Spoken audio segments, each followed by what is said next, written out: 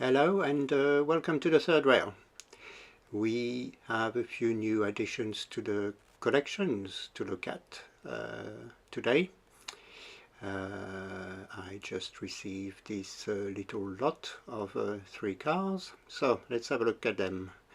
The model is of a Donnerbüchsen or Thunderbox. There are 3 of them. They measure 16 centimeters in length and are made of plastic.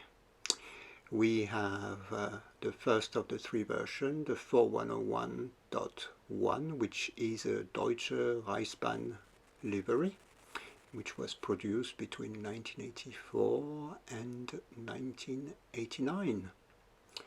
This model was then replaced by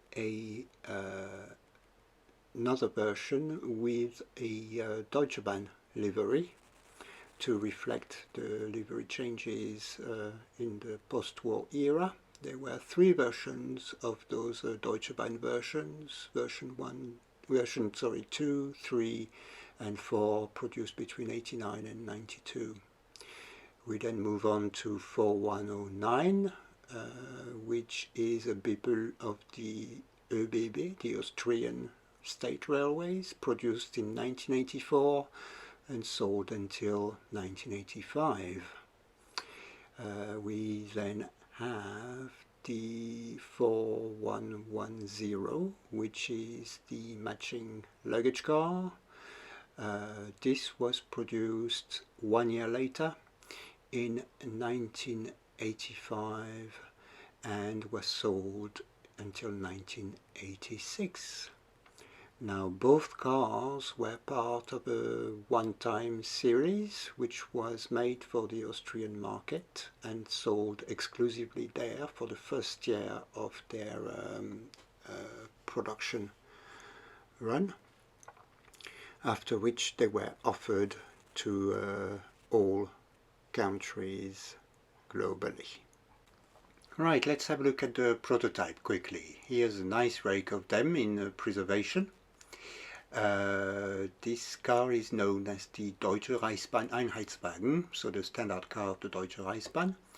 It was produced between 1928 and 1931, I think. There were about 5,000 units in various variations, which amounted to approximately 10, including all the luggage cars and so on. This type of car was a Deutsche Reichsbahn initiative. The Deutsche Reichsbahn was created just after the First World War and had to integrate all the various regional railways present in Germany at the time. So they introduced the concept of Austauschbauart.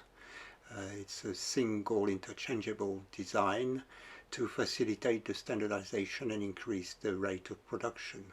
So this consisted in provisioning a single design from a subcontractor and distributing that design to multiple manufacturers who would then manufacture the cars using interchangeable parts produced by multiple other manufacturers. This produced very large economies of scales and allowed the Deutsche Reichsbahn to put in service the large amount of required car to consolidate the regional railways. The car quickly became the backbone of passenger transport in Germany. The nickname Donnerbüchsen was given to the cars by the passengers after experiencing the rather noisy ride of those carriages. But the nickname also applied to other types of car, of older car in use on the railways at the time.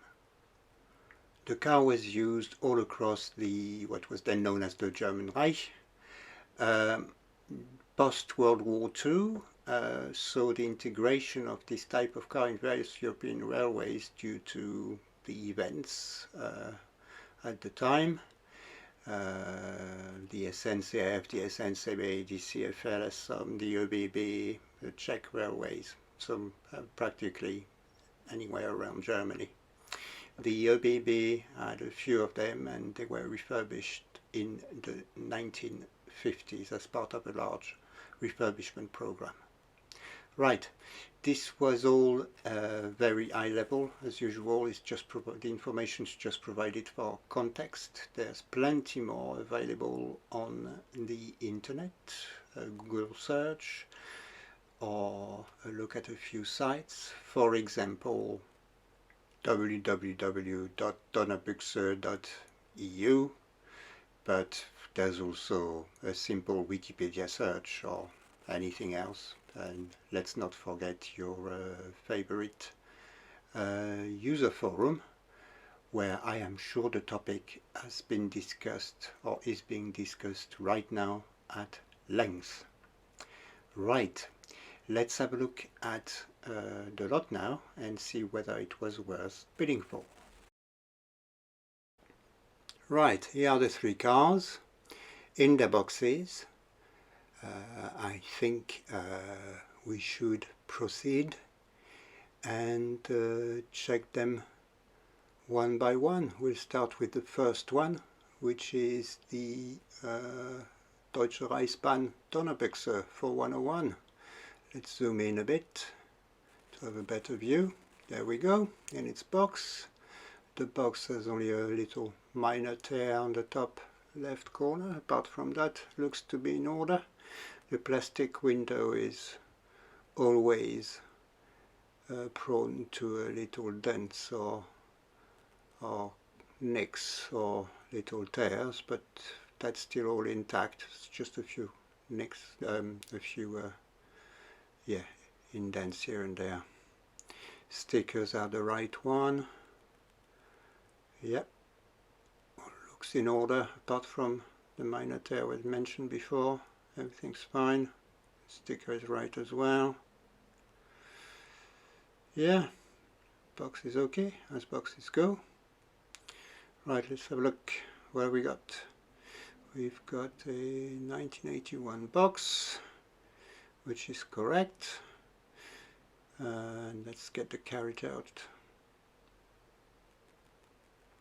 Very nice color. Looks quite alright at first sight. Right, let's have a look. So, nice color, details are all there. Lettering can still be seen, nothing's rubbed off. Everything's there. No scratches. Finger marks. Not there either, but that's because of the surface. The undercarriage is looking perfectly fine. The couplings work fine. This one might need just a tiny bit of adjustment. The wheels are clean, which is always a bonus. All the steps are there. The platforms on the side are lovely. Everything's there. The little brake handle is still attached. Very nice. Bit of dust on the steps, but the steps are perfectly fine. Let's move on to the other side. Let's have a look at the lettering. The running numbers are all there. Yeah, everything's practically, when I say practically, everything's there. Just a bit of dust here and there. Lovely. Absolutely no problem. This platform is also intact, the brake handle still there, buffers, couplings, steps, everything's there. Lovely. Let's move to the roof. Absolutely spotless. No thing to report. All the details are there. Nice. Very nice. Let's move on to the next carriage. We'll go for 4109. So this was the special series produced for Austria. The box is lovely. Yep, no problem. The usual quality well, not usual, this is in a very good shape. Sticker is the right one. The box hasn't been replaced. Lovely. Back also looks good. Excellent. Right, let's have a look at the box. Where are we? 1984, that's how it should be. Absolutely fine. Flaps are intact.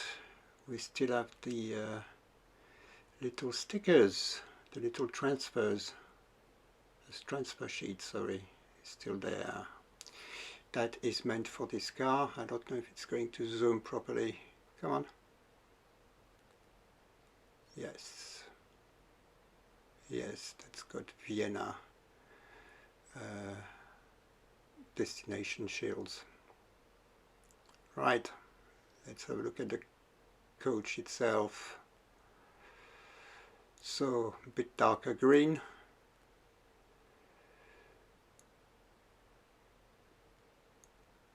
Lovely paint. Platform, you can see, slightly different from the original, from the German version. Lettering is absolutely crisp, very readable. I'm always amazed at how much progress they made over the years in that area. That's always been a strong point of Märklin, all these painted details. Lovely undercarriage, no problem with the coupling, wheels are clean, nice. Platforms, all intact, everything's there, the little brake handle still here. Coupling and steps are all present, nice. So let's have a look at the other side. Very nice as well, all the lettering still intact, all the details on the undercarriage on that side are all present. Yes, very, very nice. Very nice car. Quite like it.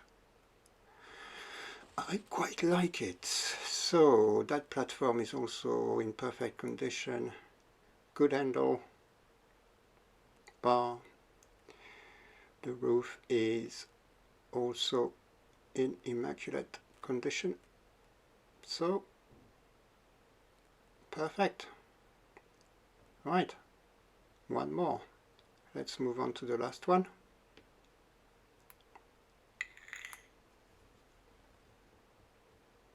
Come on.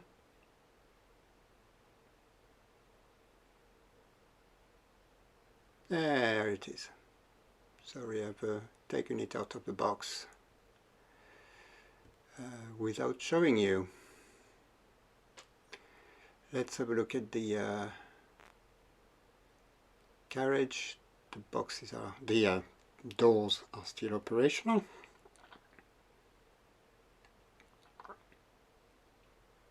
We've got some foot plates on the side. Lettering is crisp, just a bit of dust, a few finger marks, but apart from that, absolutely no problem. All the details are there. Doors again. The details on the side. Looks like I've lost a window.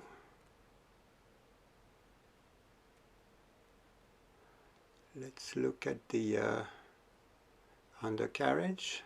Everything still works. The wheels are clean. Nice. Yes, lovely. Nothing to complain about. On that side we still have the little ladders.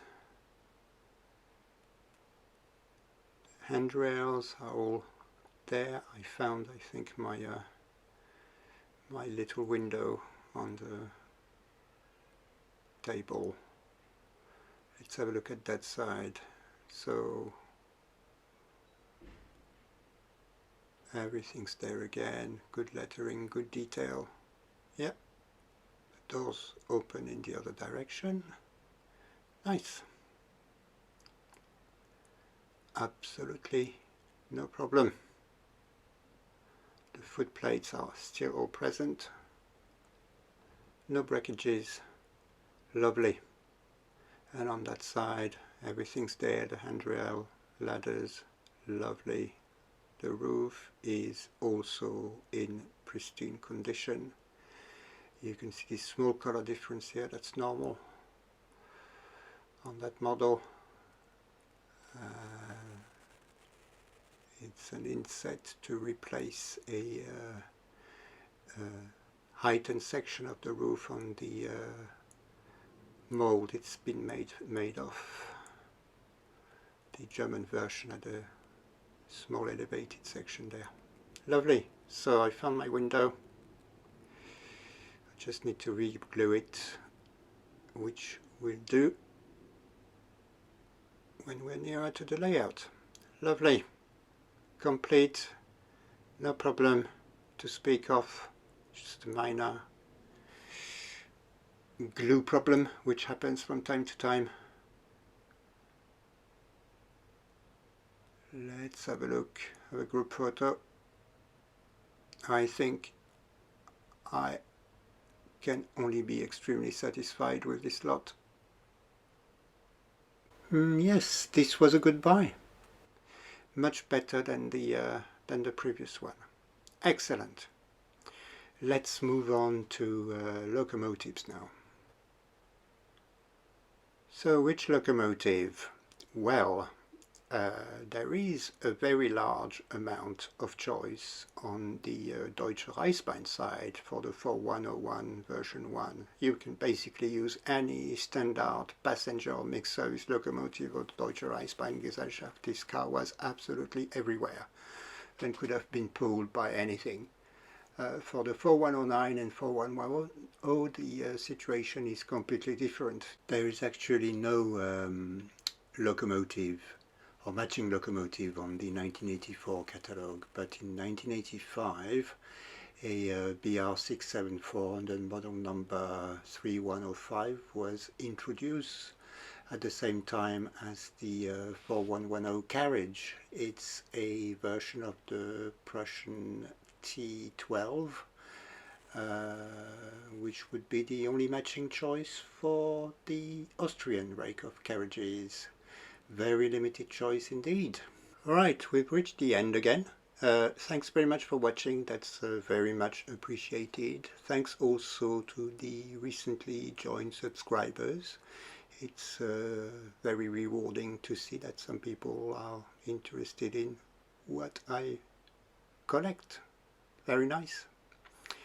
But for now, bye bye and see you soon.